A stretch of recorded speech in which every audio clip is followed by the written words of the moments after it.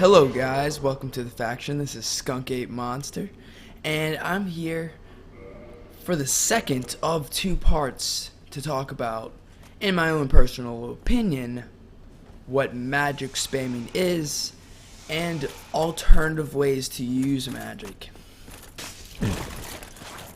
So, to define magic spamming, in my own personal opinion, I would consider not someone who just uses magic, or someone who is only using magic as their only means of attack, like as if they're not using not using a weapon, and or they're like a pure mage build with the dust crown and the stone spell whatever ring, that ring that gives you more magic damage. You know what I'm talking about. Names are not important.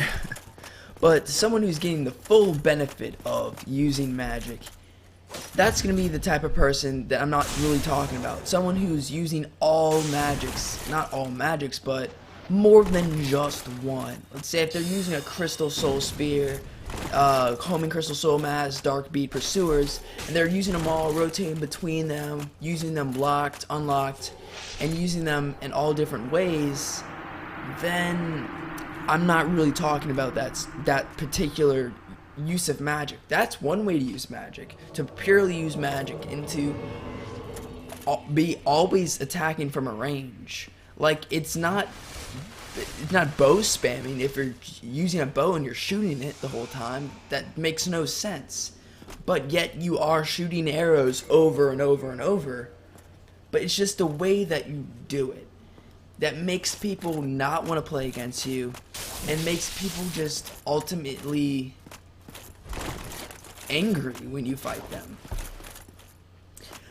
An example of this would be like someone who uses Dark Bead. You see them in the forest all the time. They'll have multiple castings of Dark Bead that are attuned, and they'll just cast it over and over and over and over. And that's the only mean of damage that they're doing. That's the only thing that can actually harm you. Otherwise, they're just avoiding you, or they'll poise through your attack and shoot you at point blank range to get the maximum damage of Dark Bead. That's a way to play. It's in the game. It's a perfectly valid way to play. It's just purely, my stance is treat others how you want to be treated, right? And if you're doing something that would annoy you, maybe it would annoy you, maybe you like to fight against people who only use Dark Bead because you are God at dodging Dark Bead, and you will never put yourself in a situation, even by accident, to where they'll end up getting a point blank Dark Bead off on you and insta-kill you. If you are and you like to fight people who use cheesy tactics, and some people do because they feel like that sense of like accomplishment when they win and when they defeat them, it ultimately feels better than fighting someone who's on equal ground, which does make sense. But enough about that rant. As always, I'll get back and forth between that topic whenever I feel like I need to mention it. But I'm going to talk about this fight for now, and the oncoming fights, because a couple of them are pretty interesting, some of them are less interesting. But this one particularly, he is the first guy to pick up that item. That item has been there for the last two invasions, or the last one. I don't really remember. I was just talking. But, it's actually, what, 59 binoculars, because the max you can have is, no, it would be 99 binoculars. So that would be 89 binoculars right there. He just picked up 89 binoculars. And, assuming he already had binoculars, he already had one, that's why he dropped one again, if you know what I mean. Like, you can't pick up more than 99. So he must have either had 2 binoculars in his inventory, or he already had 99 binoculars. But I doubt that's the case. But enough about the binoculars and the fact that no one wants to pick up. The reason why I put him there, I'm just kind of going to troll people a little bit. Because most people, I'm going to see, like, who just doesn't bother. And bother even worrying about what it is. Because 2 people passed it up and didn't even tried to like go near it. They gave so little shits about what that item was. And I guess because they assumed that I put it there to get an easy backstab on them if they actually try to pick it up. But this guy with the black flame pyromancy, the black flame combustion, whatever it's called, whatever you want to call it, I thought I was rolling through it pretty well, and because of the lock on, he kind of spun around on me and got me with one in the face. But it was a pretty good fight. He just had a lot of stamina, and he was using that he was swinging a lot. Like, he would swing 4 and 5 times. But anyways, this fight, I end up not even fighting here.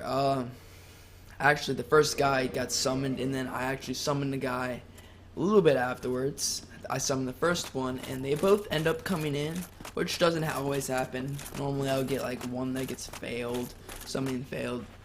But I got them both in. I have my binoculars ready, and I'm gonna watch them duke it out. But I believe this is the same Artorias role-playing guy from before.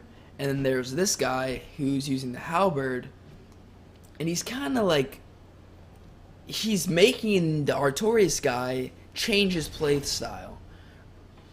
And I think that attack that he just did, the spinning attack, is a really kind of bad attack. I would use it personally after I stun someone, I staggered them with my blade or with my attack. And then while they're staggered, then use the spin attack and see if I could get like a multi-hit off. But even then, you could probably get 2 hits in the same time, and it would do more damage than that special spin. But I just feel some of those flashy moves, like where you do the flips and stuff, it's just kind of useless and just more for show. But this guy likes to like parry fish a lot, and I'm kind of seeing that the Artorias guy isn't swinging as much, and then when he does, it's only once or twice. See, like, it's once there and he tried to roll. Because this halberd has more reach than this Artorias sword. And when he was fighting me, he would swing like 4 times, and I'd back out and think he's done swinging and come in and get hit, because he's still swinging. He swings 4 or 5 times. And this guy with the halberd, because of its reach, it's far longer than my S-stock, even though the thrusting S-stock does have a fairly large reach.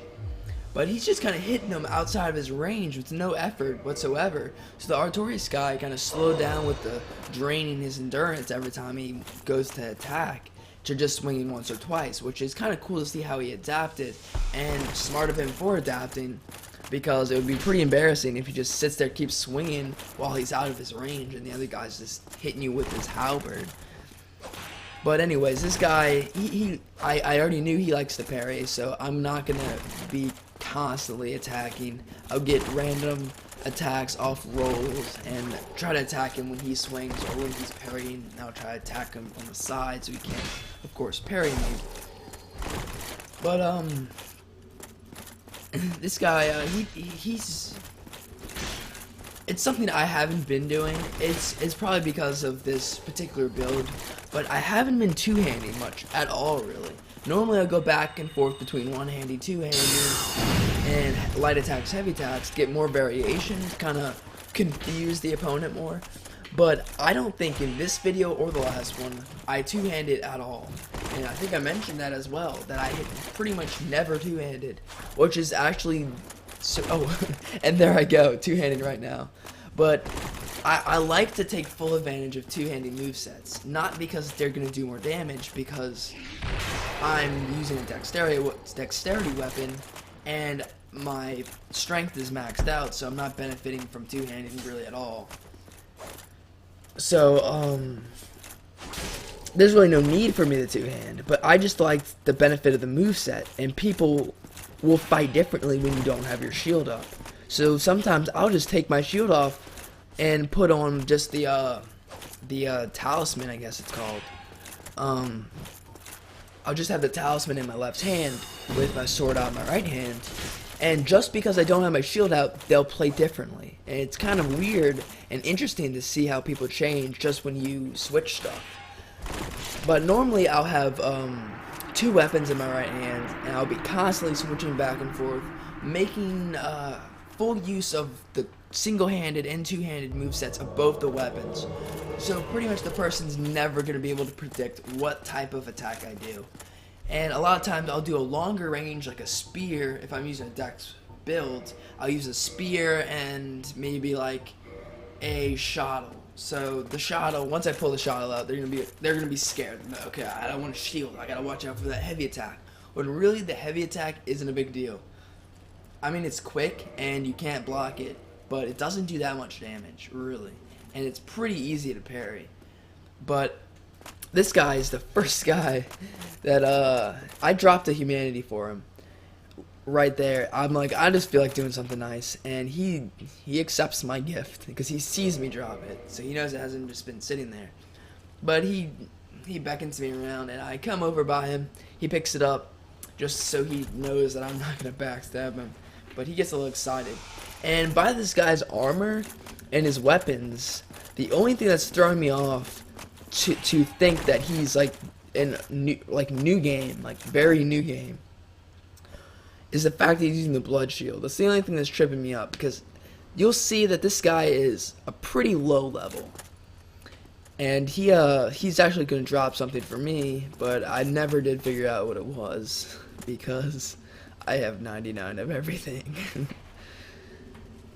So yeah, disappointing, didn't get to accept his gift, but it obviously wasn't too important because he didn't pick it back up.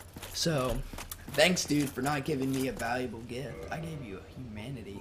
Pretty valuable to me, not personally. I have 99 on my calendar and 99 in my inventory, so it's not a big deal at all. But so I figured I'll start doing that, just kind of dropping stuff for people. And this was ends up being the last fight, even though there's a good bit of time left in the video. You'll kind of see why. But I ended up getting a hit off on him there. He's using just the regular fireball, which I thought was strange. And very soon,